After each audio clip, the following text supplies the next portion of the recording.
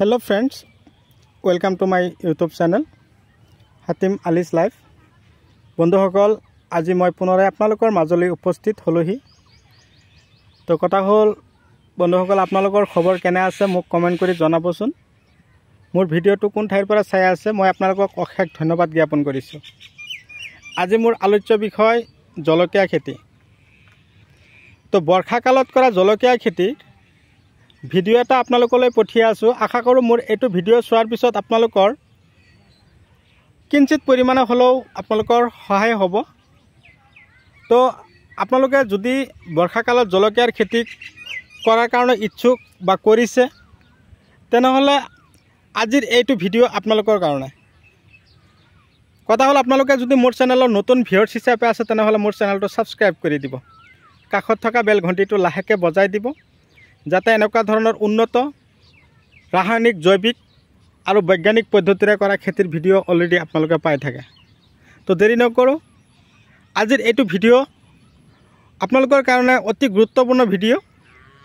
এইটো ভিডিও আপোনালোকে যদি স্কিপ নকৰাকৈ আৰম্ভণিৰ পৰা শেষলৈকে নিশ্চয় চাব পাৰে তেনেহলে আপোনালোকে নিশ্চয় জানিব পাৰিব তো বৰ্ষা কালত আমি জলকীয়া খেতি কৰিবলৈ হলে আমি কি কি পন্থা অৱলম্বন কৰিব লাগিব আৰু কি কি পদ্ধতি অৱলম্বন কৰিব লাগিব। তো দেৰি নকৰো মই আপোনালোকক দেখাই আছো জলকীয়াৰ খেতি। তো প্ৰথমতে মাটি নিৰ্বাচন কৰিব ওখ এঢলীয়া আৰু অম্লতা হিউমাসযুক্ত মাটি আপোনালোকে নিৰ্বাচন কৰি ল'ব। তাৰ পিছত আপোনালোকে কি কৰিব মাটিত গোবৰ সাৰ যোগান ধৰিব। তো গোবৰ সাৰ যদি আপোনালোকৰ খেতিত আপোনালোকে সমান পৰিমাণে দিব পাৰে লোকেল ধৰণৰ গোবৰ সাৰখিনি আপোনালোকৰ জলকীয়া খেতিত ধুনীয়াকৈ সিঁচিব। এনেকুৱা ধৰণৰ এটা কথা লক্ষ্য কৰিব কি জলকীয়াৰ খেতিত আপোনালোকে কেঁচা ডাইৰেক্টলি গোবৰ সাৰ আপোনালোকে খেতিত নিদিব। এই এনেকুৱা ধৰণৰ 1 পৰা 1.5 বছৰ পুৰণা গোবৰ আপোনালোকৰ জলকীয়াৰ খেতিত দিবৰ কাৰণে প্ৰস্তুতি ল'ব। তো মাটি নিৰ্বাচন কৰা হ'ল। তো খেতিত আপোনালোকে গোবৰ সাৰ দিলে গোবৰ সাৰ সিঁচাৰ পিছত আপোনালোকে ধুনীয়াকৈ খেতিত হাল মাৰিলে। হাল মাৰাৰ পিছত যেতিয়া চাব যে জলকীয়াৰ পুলিখিনি যেতিয়া আপোনালোকে কি কৰিব নাৰ্সাৰী আকাৰে পেলাব। যেতিয়া পুলি প্ৰস্তুত কৰা হ'ব এনেকুৱা ধৰণৰ নাৰ্সাৰী আকাৰে জলকীয়াৰ পুলিখিনি আপোনালোকে ডাঙৰ দীঘল কৰিব লাগিব আৰু পুলি কেনেকৈ পেলাব লাগে এনেকুৱা ধৰণৰ ভিটি আকাৰে বনাই ল'ব। আৰু এনেকুৱা ধৰণৰ কাগজ প্লাষ্টিক আপোনালোকে ওপৰেৰে ঢাকি ৰাখিব লাগিব চেকনিৰে ঢাকি ৰাখি তাৰ পিছত আপোনালোকে ওপৰত যেতিয়া বৰষুণ পৰিব তেতিয়া আপোনালোকে এটা আকৌ ঢাকি ৰাখিব। যেতিয়া ৰ'দ উঠিব আপোনালোকে খুলি ৰাখিব। তো কথা হ'ল মাটি নিৰ্বাচন কৰিব ওখ এঢলীয়া মাটি হিউমাস বেছি থকা মাটিত আপোনালোকৰ জলকীয়াৰ খেতিৰ বাবে বৰ উপযোগী। তো কথা হ'ল পুলিৰ বয়স যেতিয়া চাব 25 পৰা 27 দিন ঊৰ্ধ্বত 1 মাহ তেতিয়া আপোনালোকে লগাবৰ কাৰণে প্ৰস্তুতি ল'ব। তো কথা হ'ল খেতিত হাল মাৰা হ'ল প্ৰথম সেকেন্ড থাৰ্ড তৃতীয় ষ্টেপত হাল মাৰাৰ পিছত আপোনালোকে খেতিত জলকীয়াৰ পুলি লগাব লাগিব।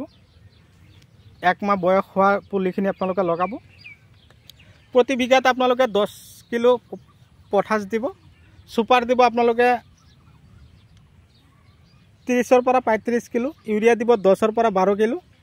ডিএপি দিব 10 পৰা 12 কিলো দি কিনে ধুনীয়াকৈ হাল মাৰিব ময়াই ধুলিময় কৰি তাৰ পিছত আপোনালোকে পুলিখিনি লগাব। লগোৱাৰ পদ্ধতিটো মই আপোনালোকক জনাই দিছোঁ। এটা গছৰ পৰা আৰু এটা গছৰ দূৰত্ব 1.5 হাত হাৰিৰ পৰা হাৰিৰ দূৰত্ব 1.5 হাতকে ৰাখি আপোনালোকে লগাব। তো কথা হ'ল আজি আপোনালোকক যেটো ভিডিও আপোনালোকক পঠিয়াই আছো এটো হ'ল বুলেট জলকীয়া। এই বুলেট জলকীয়া এটো হ'ল কালাম F1। এই জলকীয়া বৰ্ষা কালৰ কাৰণে যেতিয়া ধৰক চুলি আকাশী টেন সূৰ্যমুখী তাৰ পিছত গিৰি সিডৰ ভিয়েনাৰ সিডৰ জলকীয়াবিলাক যেতিয়া শেষ হৈ যাব তেতিয়া আপোনালোকে এনেকুৱা ধৰণৰ বুলেট জলকীয়া বজাৰত দেখা পাব। যেতিয়া চাব যে বৰ্ষা কাল বহাগ জেঠ পাৰ হৈ গ'ল আহাৰ শাওন মাহত একদম পুৰা দমে বিকিব। 1 কিলো জলকীয়া তেতিয়া কিনিবলৈ গ'লে বজাৰত ধৰক পাইকাৰী দামত আমি বিকিব পাৰিম 100 টকা। আমি কিনি খাবলৈ হলে 30 টকা পোৱা কিনি খাব লাগিব 120 টকা কিলো কিনি খাব লাগিব। তো মই সেইটো জলকীয়াৰ ভিডিঅ' আপোনালোকলৈ পঠিয়াইছোঁ বন্ধুসকল।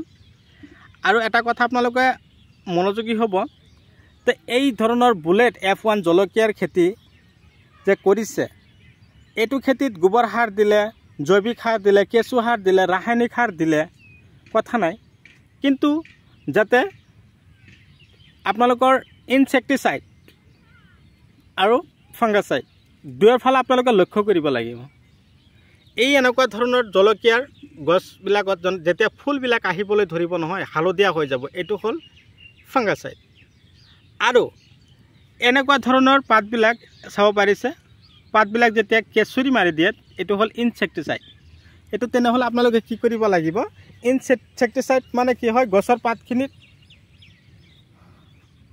কেঁচুৰি মাৰি দিয়ে, পাতবিলাক একদম সৰু হৈ যায়, তেতিয়া আমি কি কৰিব লাগিব, খেতিত এটা হ'ল গ্ৰাছিয়া আৰু এটা হ'ল হানাভি, এই দুটা ঔষধ আপোনালোকে দিব লাগিব, স্প্ৰে কৰিব লাগিব। আৰু দুটা ঔষধ আপোনালোকে দিয়াৰ পিছত আপোনালোকে নিশ্চয় গম পাব গছবিলাকৰ চেহেৰা ধৰণ বেছি ভাল হৈ যাব। তেতিয়া যেনিবা জলকীয়াবিলাক এনেকুৱা যেতিয়া হ'ব, পূৰা চিকচিকীয়া দমে লাগিবলৈ আৰম্ভ কৰিব, তেতিয়া আপোনালোকে কি কৰিব লাগিব, পাতবিলাক ধৰক কেঁচুৰি মাৰি দিলে, লেতেৰা হৈ গ'ল, তেতিয়া আপোনালোকে চেমোডিছ স্প্ৰে কৰি দিব। চেমোডিছ মানে কি, চেমোডিছ দিয়াৰ ফলত চেমোডিছত আমি এক ধৰণৰ ভিটামিন দেখা পাওঁ, পাতবিলাক পূৰা চিকচিকীয়া হয় আৰু পাতবিলাকৰ কেঁচুৰি ভাল হৈ যায়। এতিয়া মই আলোচনা কৰিম দানাৰ বিষয়ে। কি কি দানা আপোনালোকৰ জলকীয়াৰ খেতিৰ কাৰণে বৰ্ষাকালত সিঁচিব। এটা হ'ল ফাৰ্মাৰ জাইম, এটা হ'ল Carb Green, Black Pearl, Blackberry আৰু নেনোজিয়াৰ, স্পাৰ্কাৰ জিয়াৰ, এইকেইটা দানা আপোনালোকে পৰাপক্ষত নামটো লিখি ৰাখক। এইকেইটা দানা যদি আপোনালোকৰ খেতিত আপোনালোকে সিঁচিব পাৰে, তো আপোনালোকৰ বৰ্ষাকালত চাওক, মাটিৰ ধৰণটো মই দেখুৱাই দিছোঁ, ইফালে ওখ মাটি আৰু ইফালে দ এঢলীয়া মাটি। এনেকুৱা ধৰণৰ মাটিত আপোনালোকে এনেকুৱা ধৰণৰ জলকীয়া যদি কৰিব পাৰে, বুলেট জলকীয়া, এটা এটা গছৰ পৰা মই যিখিনি ঔষধ দানা আৰু গোবৰ সাৰৰ কথা কৈছোঁ, ৰাসায়নিক সাৰৰ কথা কৈছোঁ, এইখিনি যদি সেই অনুপাত মতে আপোনালোকৰ খেতিত যদি পৰিমাণ মতে দিব পাৰে, তো আপোনালোকৰ খেতিৰ পৰা বিঘাই প্ৰতি মিনিমাম 15 পৰা 17 কুইণ্টেল জলকীয়া এসপ্তাহ মূৰে মূৰে উঠাব পাৰিব। ভিডিঅ' চাই কেনে পালে কমেণ্ট কৰি জনাবচোন। মোৰ ভিডিঅ'টো চাই যদি ভাল পাইছে এটা লাইক দি দিবচোন, আৰু যিমান পাৰে মোৰ ভিডিঅ'টো আপোনালোকে শ্বেয়াৰ কৰিব। তো আপোনালোকে মোক যিমানখিনি সহায় সহযোগিতা কামনা কৰিছে, মই আপোনালোকৰ সহায় সহযোগিতাৰ ফলত মই বহুখিনি আগবাঢ়িব পাৰিছোঁ। মই আপোনালোকৰ কাৰণে আশীৰ্বাদ কৰিলোঁ। আপোনালোকৰো দিন শুভ হওক তাৰে কামনা লৈ আজিৰ ভিডিঅ' মই এইখিনিতে অন্ত পেলাইছোঁ। পৰৱৰ্তী ভিডিঅ'ত লগ পাম। Bye bye.